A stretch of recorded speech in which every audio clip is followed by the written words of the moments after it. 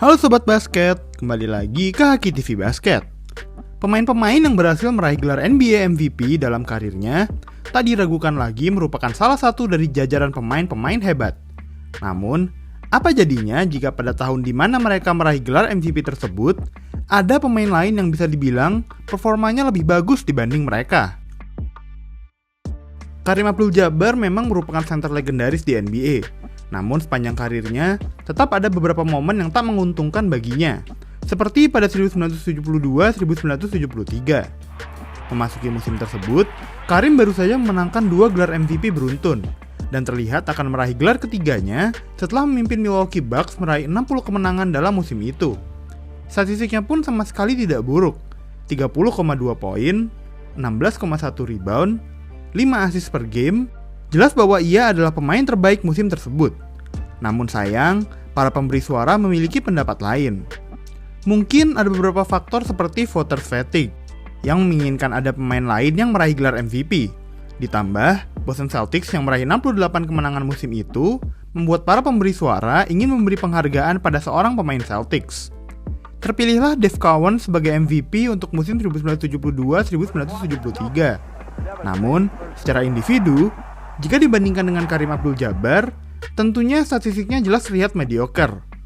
20,5 poin, 16,5 rebound, dan 4,1 assist per game dicetak oleh Cowens pada musim MVP-nya.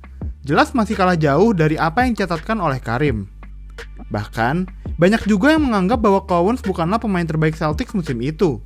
Banyak yang berargumen bahwa John Havlicek bermain lebih baik darinya. Ini memang bukan satu-satunya momen di mana Kareem tidak mendapat gelar MVP, padahal ia yang paling layak. Namun jelas, ini merupakan salah satu momen yang akan banyak diingat.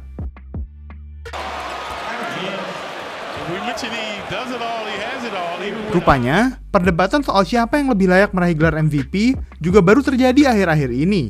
Tak perlu melihat ke belakang terlalu jauh, musim 2022-2023 menjadi buktinya. Sama seperti situasi Kareem pada 1973 lalu, Nikola Jokic memasuki musim 2022-2023 telah memenangkan 2 gelar MVP beruntun dan mencoba mempertahankan titel tersebut untuk tahun ketiga. Apa yang bisa ia lakukan di atas lapangan masih merupakan hal yang magis, mencatatkan 24,5 poin, 11,8 rebound, 9,8 assist per game, serta memimpin Denver Nuggets memuncaki klasemen wilayah barat dengan 53 kemenangan. Jokic adalah pemain terbaik dalam salah satu tim terbaik di NBA musim itu. Jelas bahwa ia masih menjadi kandidat kuat untuk meraih gelar MVP ketiganya berturut-turut. Namun, yang berbeda dari apa yang terjadi pada 1973, Jokic memang memiliki kompetitor yang selevel, yaitu center Philadelphia 76ers, Joel Embiid, yang menjalani musim terbaik dalam karirnya.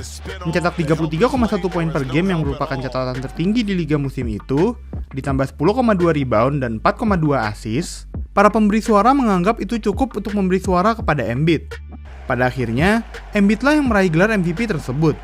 Namun banyak yang menganggap bahwa Jokic lebih pantas karena meraih rataan hampir triple-double dan berpengaruh lebih besar ke tim daripada Embiid.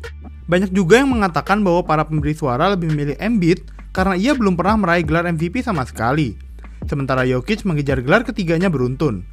Namun pada akhir musim, Jokiclah yang tersenyum lebar daripada Embiid. Ia berhasil meraih gelar juara NBA 2023, titel Finals MVP, sementara Embiid dan 76ers tunduk di ronde kedua.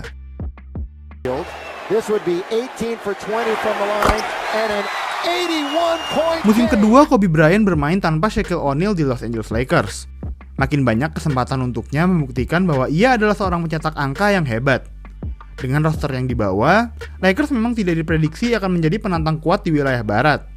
Namun bukan berarti pertunjukan Kobe Bryant akan berhenti sampai di situ saja. Rataan 35,4 poin per game yang ia raih pada musim 2005-2006 merupakan yang ke-9 tertinggi dalam sejarah NBA. Ia menjadi nama keempat dalam daftar tersebut jika mengecualikan Wilt Chamberlain. Pemain berjuluk The Black Mamba tersebut juga memberikan 2 penampilan hebat dari 2 laga yang berbeda untuk hal mencetak angka pada musim tersebut.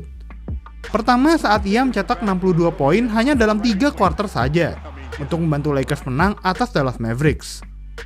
Lalu, siapa yang bisa lupa dengan performa Bryant mencetak 81 poin menghadapi Toronto Raptors yang masih menjadi jumlah poin terbanyak kedua dalam satu game sepanjang sejarah NBA, di belakang 100 poin milik Wilt Chamberlain. Dengan performa hebat tersebut, ditambah dengan berhasil membawa skuad Lakers yang sama sekali tidak diunggulkan untuk lolos ke playoff dengan urutan ke-7, tentu ia layak untuk mendapatkan gelar MVP, bukan? Namun sayangnya, bukan dirinya yang berhasil memenangkan gelar pemain terbaik musim tersebut. Titel MVP jatuh kepada point guard Phoenix Suns pada saat itu, Steve Nash.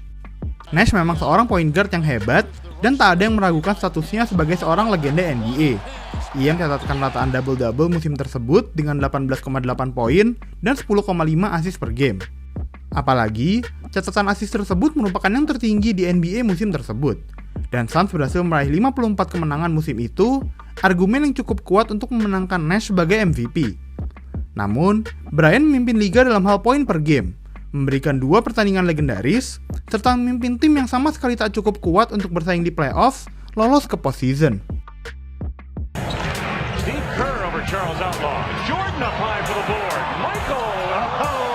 Jika melihat Michael Jordan bermain, maka akan menjadi hal yang aneh jika melihat ia tidak memenangkan gelar NBA MVP, apalagi pada musim-musim di mana ia meraih gelar juara. Namun, itulah yang terjadi pada musim 1996-1997, di mana Karl Malone berhasil meraih titel MVP, mengungguli sang pemain terbaik sepanjang masa. Lalu, apa memang performa Jordan menurun secara signifikan pada musim itu? Tidak juga. Memang secara angka, musim 1995-96, Jordan bermain lebih baik. Namun penurunannya tidak begitu buruk. Jordan masih dapat mencatatkan 29,6 poin, 5,9 rebound, dan 4,3 assist per game. Serta Chicago Bulls masih menjadi tim terbaik di liga, dengan 69 kemenangan berhasil diraih. Namun penurunan sedikit itu dari pemain yang musim sebelumnya mencetak lebih dari 30 poin dan 6 rebound per game tersebut membuat para pemberi suara punya alasan untuk tidak memilihnya. Pilihan para voters jatuh kepada Karl Malone, yang jika dibandingkan pada musim sebelumnya memang memiliki peningkatan namun juga tidak begitu signifikan. Malone mencetak 27,4 poin, 9,9 rebound, serta 4,5 assist per game. Dengan 64 kemenangan berhasil ia raih bersama Utah Jazz, cukup untuk membuatnya meraih titel MVP. Lagi-lagi ada faktor voters fatigue, di mana pada musim 1996, Jordan meraih gelar MVP dengan voting yang hampir mutlak. Namun musim selanjutnya, mereka tak ingin memberi gelar kepada pemain yang sama. Malone memang seorang forward yang hebat pada saat itu dan dapat bersaing di puncak. Namun pada musim tersebut, jelas bahwa Jordan masih merupakan yang terbaik di atas lapangan NBA. Ada lagi pemain-pemain yang menurut kalian lebih layak mendapatkan gelar MVP? Tulis di kolom komentar ya. Jangan lupa like dan subscribe ke channel Haki TV Basket agar tak ketinggalan video-video seru lainnya.